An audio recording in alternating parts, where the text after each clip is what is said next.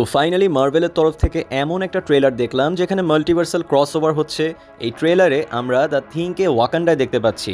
এখন fantastic four তো 616-এ চলে এসেছে, কিন্তু এখানে মূল বিষয়টা সেটা নয়, বরং এইখানে ইনকারশন শুরু হতে চলেছে এবং ঠিক কমিক্সের মতোই ফার্স্ট ইনকারশন এখানে ওয়াকান্ডাতেই দেখা যেতে পারে। কিন্তু এই সব কিছু কীভাবে শুরু হলো এবং এটা কিভাবে 616-এর সঙ্গে কানেক্ট হলো, এই সব কথা বলার আগে চলো এই ট্রেলারের ব্রেকডাউন আগে করি। তবে যারা এখনও চ্যানেলটিকে সাবস্ক্রাইব করনি তারা দ্রুত সাবস্ক্রাইব করে ফেলো এবং কমেন্ট করো ফ্যান্টাস্টিক ফোর অথবা ওয়াকান্ডা ফরএভার। দেখো, সাবস্ক্রাইব আর কমেন্ট করতে কোনো টাকা খরচ হয় না, বরং এতে চ্যানেল উপকৃত হয় এবং আমি তোমাদের ভাই সাইদ আরও অনুপ্রাণিত হই নতুন ভিডিও নিয়ে আসার জন্য। সাবস্ক্রাইব, লাইক এবং কমেন্টের মাধ্যমে তোমাদের ভালোবাসা পাবার আশা নিয়ে আর কথা না বাড়িয়ে চলো শুরু করা যাক। এই টিজার ট্রেলার শুরু হয় মরুভূমি থেকে। মরুভূমি দেখতেই নেট দুনিয়ার জ্ঞানীরা আন্দাজ করে নিয়েছে যে এটা ভয়েড হতে পারে, কিন্তু আমার মনে হয় না এটা ভয়েড হবে, কারণ এত তাড়াতাড়ি 616-এর যত ক্যারেক্টার আছে তাদের সবাইকে ভয়েডে ফেলে দেওয়া অসম্ভব। কারণ টিভিএ আগে প্রুনিংয়ের কাজ করতো, কিন্তু তারা সেটা বন্ধ করে দিয়েছে। ডক্টর ডুম অবশ্যই এটা করতে পারে, কিন্তু এখনই সেটা হবে না, কারণ টিজারের পরের অংশে বেন গ্রিম আম্বাকুর সামনে নিজের ইন্ট্রোডাকশন দেয়। তো আগে এটা হয়নি, তারপরেই ভয়েডের গল্প দেখা যাবে। আর হ্যাঁ, যারা আমার নিয়মিত ভিউয়ার্স তারা তো জানোই, কারণ আমি আগেই এই বিষয়ে ভিডিও দিয়েছি যে সিক্রেট ওয়ার্সে ভয়েডের খুব বড় একটা ভূমিকা থাকবে। মেবি এখানে ডক্টর ডুম কিছু ক্যারেক্টার্সকে ভয়েডে ফেলে দেবে, কারণ ভয়েডের যে ওয়ার্ক ফাংশন সেটা একদম ব্যাটেল ওয়ার্ল্ডের মতোই। আমরা আমাদের আগের ভিডিওতে বহুবার কথা বলেছি যে এই ভয়েড আসলে ডক্টর ডুমেরই ছিল, যেটাকে পরে টেক ওভার করে নেওয়া হয়েছিল। এখন প্রশ্ন হলো, এই যে এই মরুভূমি এটা আসলে কোন জায়গা? তো এটা হলো সাহারা মরুভূমি।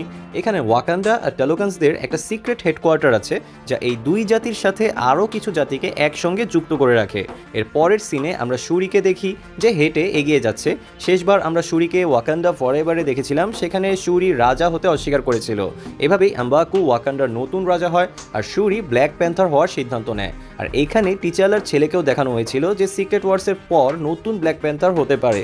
এই মুহূর্তে এই টিজারে শুরির যে ব্ল্যাক প্যান্থার স্যুটটা দেখা যাচ্ছে তাতে আগের তুলনায় গোল্ডেন কালারের ভাইবটা বেশি দিচ্ছে।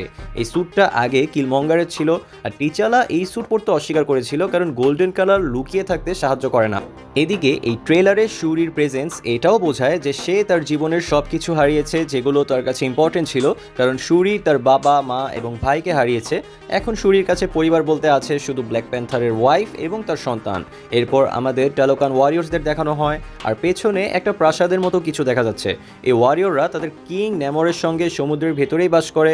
তোমরা নিশ্চয়ই তাদের অরিজিন স্টোরি দেখেছো, একটা হার্ট শেপড হার্প তাদের জাতিকে বদলে দিয়েছিল। এই কারণেই তারা সমুদ্রের ভেতরে থাকে এবং সেখানে নিজেদের সাম্রাজ্য গড়ে তুলেছে। এই প্রজাতি উপরের পৃথিবীতে শ্বাস নিতে পারে না, তাই তাদের মুখে আমরা ওয়াটার মাস্ক দেখেছিলাম। এই ট্রেলারে নামরকেও ঠিক একইভাবে দেখানো হয়েছে, যেভাবে আগের বার আমরা তাকে আটুমার সঙ্গে দেখেছিলাম। এছাড়াও এখানে নোটিস করলে দেখা যায় যে একটা প্রাসাদের মতো কিছু আছে যা অনেক প্রশ্ন তুলে দেয়। ফার্স্ট কোয়েশ্চেন, এই প্রাসাদটা তো নামরের প্যালেসের মতো, কিন্তু এটা মরুভূমির মাঝখানে কি করছে? And the second question is, এখন কি টালোকান উপরের পৃথিবীর জন্য প্রস্তুত হয়ে গেছে? এই দুই প্রশ্নের উত্তর আমরা তাদের হিস্ট্রি থেকেই পেয়ে যাব, কারণ শেষবার আমরা যখন তাদের দেখেছিলাম তখন তাদের কাছে এমন কোনো টেকনোলজি ছিল না যার মাধ্যমে তারা আকাশে উঠতে পারে। তাই এখন ওয়াকান্ডা তাদের সাহায্য করছে এবং তাদের যত ডিফেন্স সিস্টেম ছিল সবই আপগ্রেড করা হয়েছে। তাই এবার নামরের কাছেও ওয়াকান্ডার মতো এয়ার পাওয়ার দেখতে পাওয়া যাবে। এখন ট্রেলার ব্রেকডাউনের সাথে যদি আমরা নেট দুনিয়ায় পাওয়া আগের লিকগুলো কভার করতে থাকি তাহলে এই ভিডিওটা আরও বেশি ইন্টারেস্টিং হয়ে যাবে, কারণ আমাদের সামনে নামর, ফ্যান্টাস্টিক ফোর এবং ডক্টর ডুমকে নিয়ে একটা লিক এসেছিল, যেখানে ডক্টর ডুম এদেরকে ইউজ করবে ব্ল্যাকমেলের মাধ্যমে। আর এইখানে সুস্ট্রম এবং নামরের মধ্যে কিসিং সিনও হবে, কিন্তু এমসিইউ এর বর্তমান প্রেক্ষাপটে এমনটা হওয়া পসিবল নয়। কিন্তু একটা থিওরি আছে যা বোঝার জন্য জানতে হবে যে কমিক্সে এইসব কিভাবে হয়েছিল। ফ্যান্টাস্টিক ফোর 1, 2, 3, 4 কমিক সিরিজে যখন ডক্টর ডুম নিজের ক্যাসেলে একটা টাইমলাইন তৈরি করেছিল, এখানে সুস্ট্রমকে নামরের ওয়াইফ বানিয়ে দেওয়া হয়েছিল। আর এখানে এমন কিছু ঘটে যেটা দেখে মিস্টার ফ্যান্টাস্টিক পুরো পাগল হয়ে যায়। এখন যদি এই একই জিনিসটা আমি এমসিইউতে ঢুকিয়ে দিই তাহলে ডক্টর ডুম, সুস্ট্রম এবং ফ্র্যাঙ্কলিন রিচার্ডসকে তুলে নিয়ে গেছে। ফ্র্যাঙ্কলিনকে সে নিজের কাজে ব্যবহার করবে, কিন্তু সুস্ট্রমকে সে এখানে নামরের কাছে ছেড়ে দেবে। আর এভাবেই মিস্টার ফ্যান্টাস্টিক নিজের ইউনিভার্সে জানতে পারে যে সু স্ট্রম 616-এ আছে। থান্ডারবোল্টসের লাস্টে আমরা যে ফ্যান্টাস্টিক ফোরের শিপ দেখেছিলাম ওটা এই কারণেই 616-এ এসেছিল। এখানে দ্য থিংয়ের নিউ অ্যাভেঞ্জার্স আর অ্যাভেঞ্জার্স টিমের সাথে কথা হয়, আর এভাবেই শুরি দ্য থিংকে নামোরের কাছে নিয়ে যায়। আর আমি এখানে এটাও বলে দিই, নামোর আর ফ্যান্টাস্টিক ফোরের সম্পর্ক অনেক পুরনো। মার্বেল কমিক্স যখন টাইমলি কমিক্স নামে পরিচিত ছিল তখন থেকেই তাদের গল্প একসঙ্গে চলে আসছে। একটা কমিকে নামোর সু স্ট্রমের জন্য এতটাই পাগল ছিল যে সে ফ্যান্টাস্টিক ফোরকে ব্যাংক্রাফট করে দিয়েছিল। এখন ফ্যান্টাস্টিক ফোরের কাছে টাকা ছিল না, তাই তারা মুভিতে কাজ করতে শুরু করে। আর এখানেও নামোর পিছিয়ে থাকে না, সে এখানে সবাইকে মারার জন্য সর্বোচ্চ চেষ্টা করে। এর পরের শটে আমরা দেখি নামোরের হাতে ভাইব্রেনিয়ামের বর্ষা টাইপ কিছু একটা আছে, আর এখানে তার বিয়ার্ডও নোটিস করা যায়। যাই হোক, সিক্রেট ওয়ার্স কমিক সিরিজে নামোর ইলুমিনাটির অংশ ছিল, যারা সবার আগে ইনকারশনের কথা জানতে পারে। কমিক্সে নামোরের ভূমিকা খুবই গুরুত্বপূর্ণ ছিল, কারণ সে নিজের পৃথিবীকে বাঁচানোর জন্য অন্য আর্থের অগণিত মানুষকে মেরে ফেলেছিল। বাস্তবে সে এক ধরনের ক্রুশাল কিং, যে নিজের রাজ্য বাঁচাতে সামনে আর কিছুই দেখে না। আর ঠিক এই ক্যারেক্টার আর্ক এমসিইউতেও নামোরের সঙ্গে থাকবে।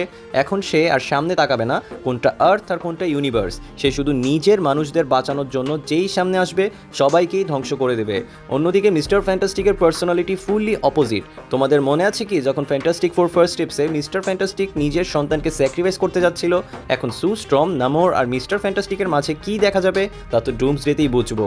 ট্রেলারের পরবর্তী সিনে অ্যাম্বাকু, শুরি আর কিছু ওয়াকান্ডিয়ান্স হেঁটে আসে, আর শুরি বলে যে একজন কিংয়ের কর্তব্য হলো তার প্রজাদের আফটার লাইফের জন্য প্রস্তুত করা। আমরা আগেই জেনেছি যে এই সময় ওয়াকান্ডার রাজা হলো অ্যাম্বাকু, শুরি নয়, কারণ শুরি নিজের জন্য আলাদা একটা পথ বেছে নিয়েছিল। এখানে আবারও ডেথ অ্যান্ড আফটার লাইফ নিয়ে কথা বলা হচ্ছে।